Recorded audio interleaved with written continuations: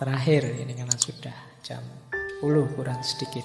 Saya nambah satu lagi tentang kenabian dari perspektif yang berbeda. Ini dari Muhammad Iqbal, filosof idola kita dari India Pakistan. Jadi Muhammad Iqbal memberi penjelasan bedanya kesadaran kenabian dengan kesadaran mistik atau gnostik. Rasanya kan kalau kita belajar sufi-sufi itu kok ini sufi hebat sekali ya, nabi aja tidak begitu kan, kita sering begitu. Tapi sebenarnya jauh antara kenabian dengan mistikus. Penjelasannya Iqbal seperti apa? Kata Iqbal, kalau mistikus mengalami pengalaman puncak ketuhanan, biasanya mereka tidak ingin kembali. Seandainya kembali pun dia ingin cepat-cepat mengalami pengalaman puncak lagi. Jadi dia tidak terlalu peduli dengan masyarakat sekelilingnya. Pokoknya ingin asik dengan Tuhan saja terus. Ini kesadaran mistikus.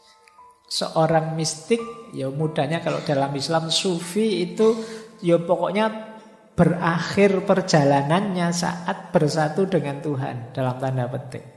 Tapi kalau Nabi tidak begitu. Kesadaran profetik itu meskipun sudah sangat dekat bersatu, bahkan Rasulullah itu dalam Isra Mi'raj dikabarkan berhadapan-hadapan dengan Allah bicara.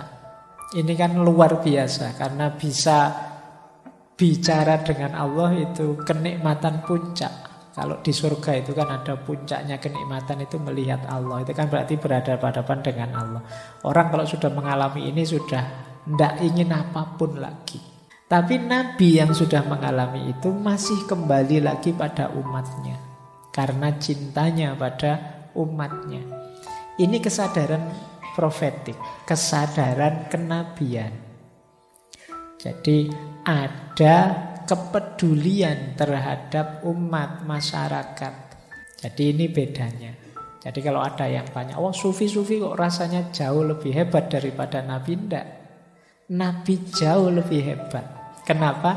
Nabi tidak egois memikirkan kesatuannya, kesatuan dirinya, kedekatan dirinya dengan Tuhan, tapi juga ingin kembali mengajak sebanyak mungkin umatnya mengalami kedekatan yang sama.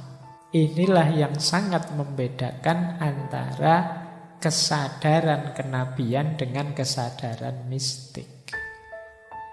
Jadi kesadaran gnostik, karena memang tujuannya gnostikus, orang-orang pejalan mistik itu memang tujuannya ya Allah saja.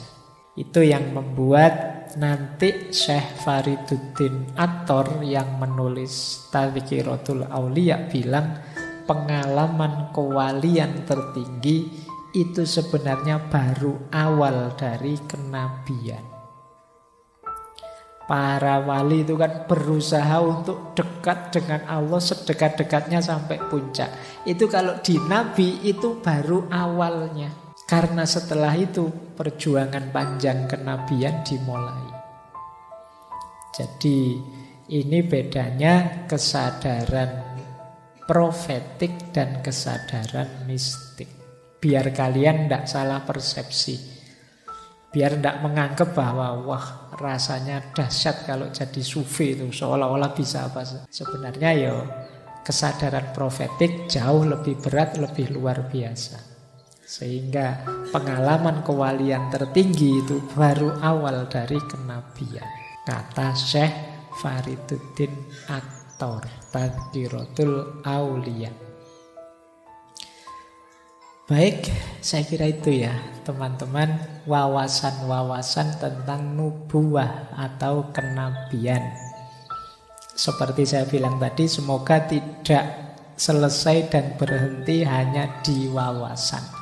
Hidupkanlah yang membuat kalian tambah dekat pada Allah. Seperti tadi ya, jalankan peran-peran kenabian tadi dalam hidupmu.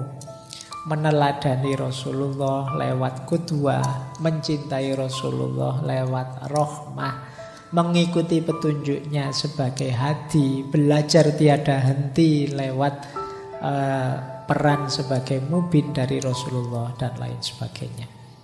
Dan itu PR kita semua. Karena di antara yang sangat diperhatikan oleh Rasulullah itu kita. Bahkan sebelum beliau meninggal pun kan yang disebut kita.